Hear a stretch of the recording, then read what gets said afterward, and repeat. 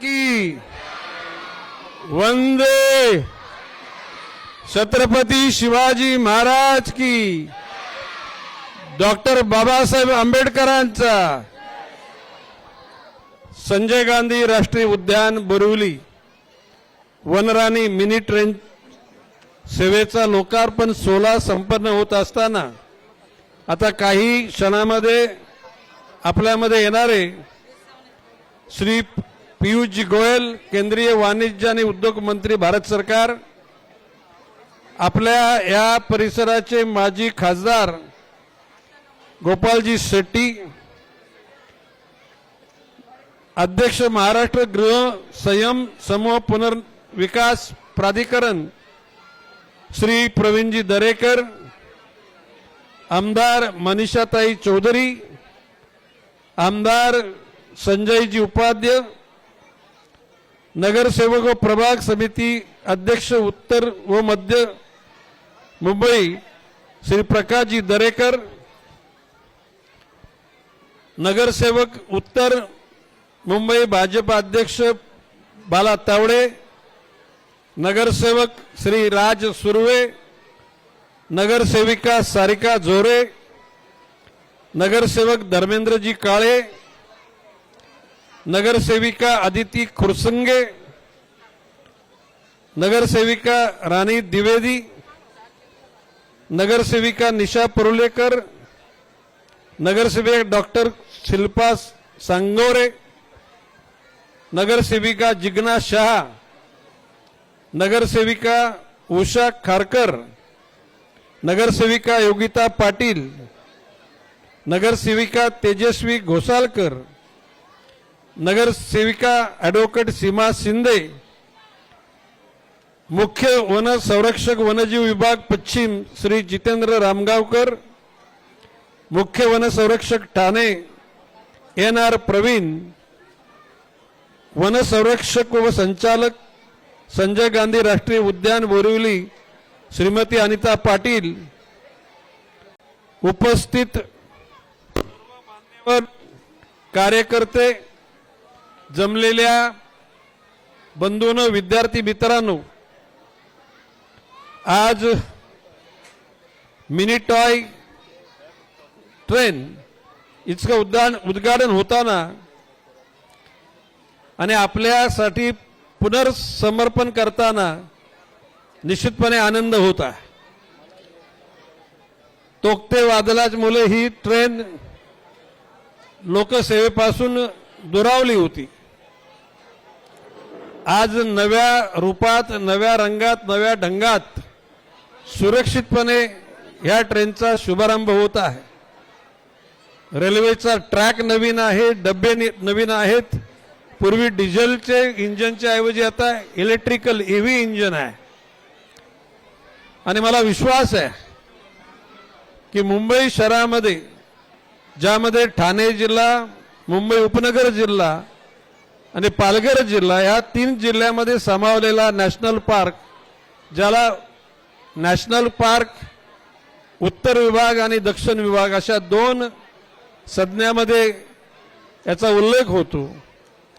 जगामध्ये शहराच्या मध्यभागी असलेल्या अशा प्रकारच्या अतिशुद्ध हवा निर्माण करणाऱ्या जंगलाचा अभावानच उल्लेख होतो आणि तुम्हा आम्हाला सार्थ अभिमान असला पाहिजे की जगामध्ये शहराच्या मध्यभागी असलेलं वन विभागाचं उद्यान हे मुंबईमध्ये संजय गांधी नॅशनल पार्क, पूर्वीचा कृष्णगिरी उद्यान, पूर्वीची क्षेत्रफळ कमी होतं, आता ते क्षेत्रफळ वाढलेलं आहे। खरं म्हणजे वन विभागाचं यश म्हणजे वनजीव सृष्टी वाढीस लागणं,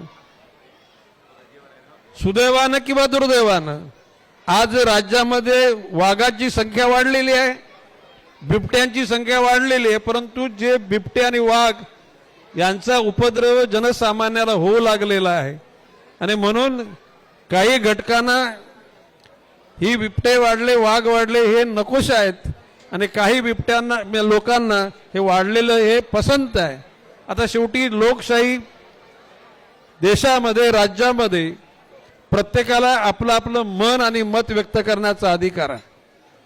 आणि म्हणून मी सांगेन की वन विभागाच्या नवीन रचनेनुसार भविष्य काळामध्ये वनजीव आणि मानव संघर्ष होणार नाही याबाबत सॅटेलाइटच्या माध्यमातून आर्टिफिशियल इंटेलिजन्सच्या माध्यमातून सगळ्या प्रकारच्या तरतुदीचा वापर करून सर्वसामान्य माणसाला वन विभाग आपला कसा वाटेल याविषयी माझे प्रयत्न राहतील. या 2 दिवसामध्ये घडलेल्या घटनांच्या विषयी मी प्रकाश टाकू इच्छितो. 2 दिवसापूर्वी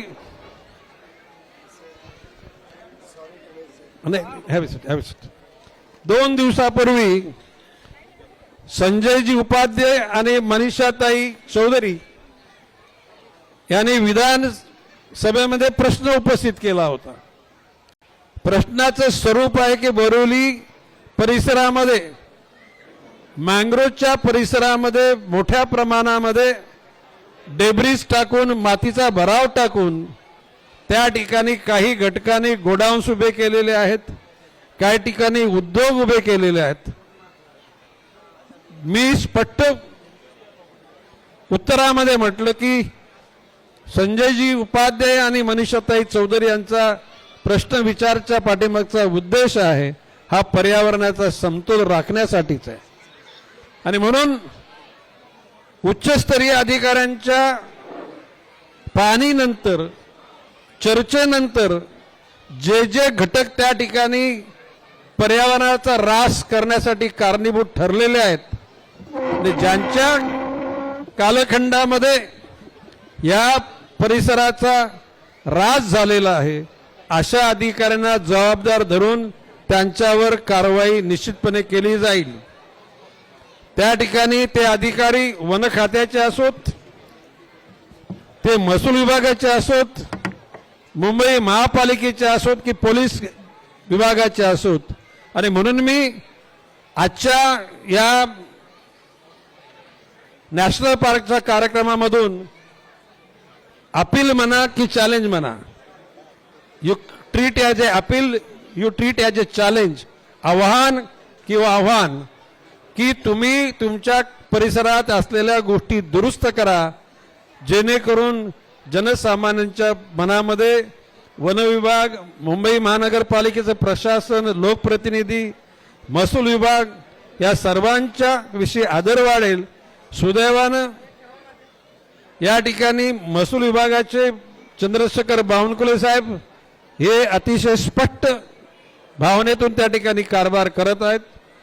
वन विभागाचा तर कारभार मी आरपारचा पारदर्शक ठेवलेला आहे आणि भविष्य काळामध्ये या गोष्टी ज्या त्रासदायक आहेत, संजय उपाध्यायांनी फार गोष्टी त्या ठिकाणी सांगितल्या, मी त्याचा उल्लेख करीत नाही, परंतु वेळ आहे. झालेल्या चुका दुरुस्त करा आणि तुम्ही त्या पापातून मुक्त व्हा.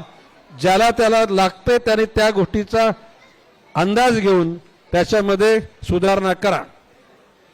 प्रवीणजी तरेकर आणि सर्वच ज्याच्यामध्ये प्रकाश सुर्वे, मनीषाताई चौधरी, संजयजी उपाध्याय नॅशनल पार्कमध्ये असलेल्या या वस्तींच्या मान्य उच्च न्यायालयाने दिलेल्या निर्देशानुसार नॅशनल पार्कमधल्या सगळ्या वस्त्या काढा.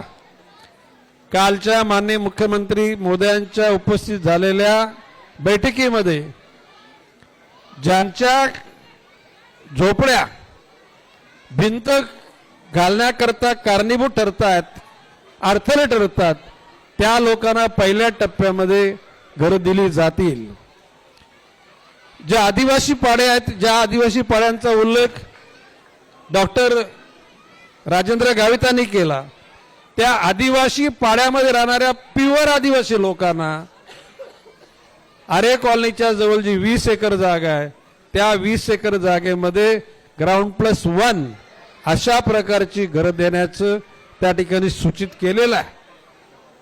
प्रवीण दरेकरांनी आणलेली एका जमीनदाराची जमीन सुमारे 30 ते दुसऱ्या 2 लोकांची मिळून 40 एकर जागा, ही जागा शासनाला देऊन त्याच्या बदल्यामध्ये TDR त्यांना देऊन त्या सर्वच लोकांची जे नियमानुकूल झालेले आहेत, माननीय उच्च न्यायालयाच्या निर्देशानुसार ज्या ज्या लोकांचे निकष पर्यायी जागा मिळण्याकरता निश्चित केलेले आहेत, त्या प्रत्येकाला त्या ठिकाणी घर दिलं जाईल अशा प्रकारचं आश्वासन दिलेलं आहे.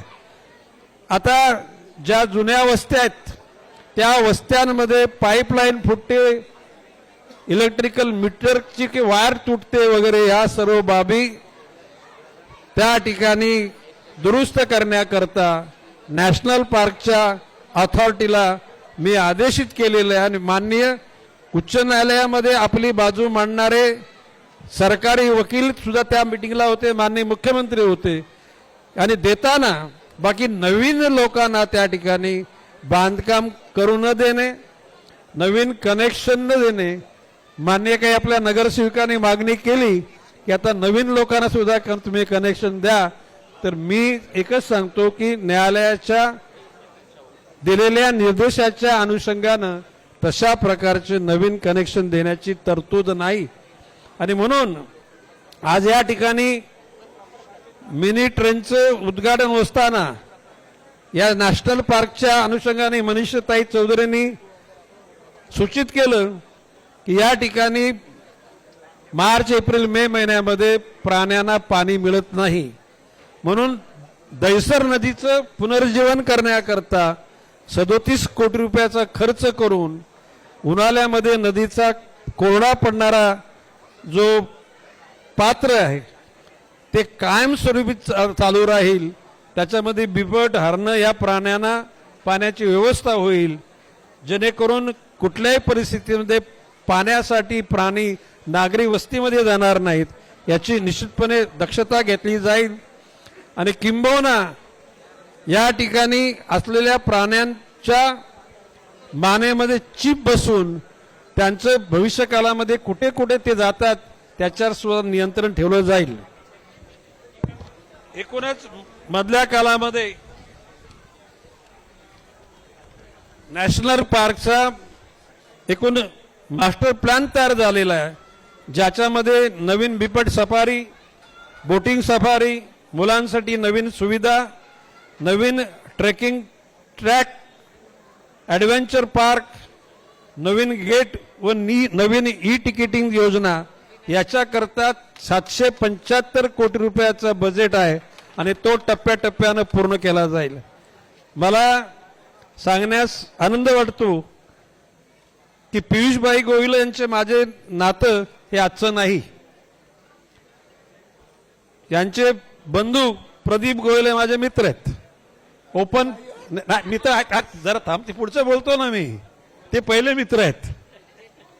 आणि प्रदीप फोर्जिंग ही कंपनी रबालामध्ये आहेत आणि ऋणानुबंध अतिशय कौटुंबिक आहेत.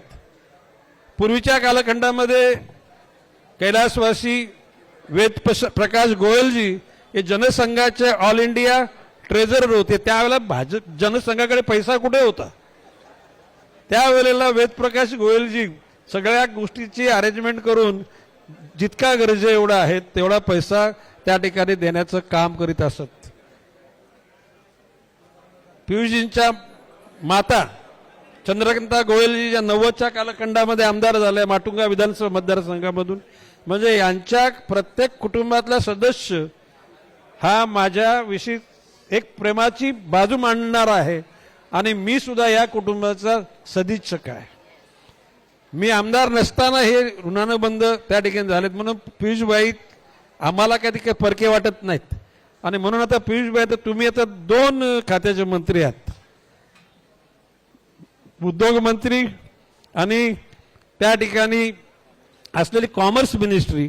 आता आपल्या या महाराष्ट्रामधल्या तरुणांची आता फौज तुमच्या ऑफिसकडे आता आम्ही पाठवतो. त्या फौजेचा अतिशय सहानुभूतीपूर्वक विचार करून त्यांना तुम्ही विश्वासानं मार्गस्थ कराल असा विश्वास व्यक्त करतो. पियुषभाई इथले खासदार आहेत आणि सुदैवानं केंद्रामध्ये मंत्री आहेत, अतिशय सकारात्मक विचारसरणीतून आपल्या राज्याचा देशाचा विकास करण्याची, मानवतावादातून सर्वांना आपल्याबरोबर घेऊन जाण्याची त्यांची भूमिका कायम असते. पियुषबाईंच्या कारकिर्दीला मी हार्दिक शुभेच्छा देतो.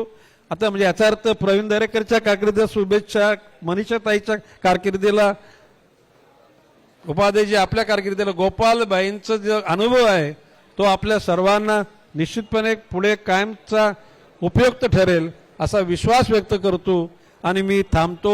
जय हिंद, जय महाराष्ट्र.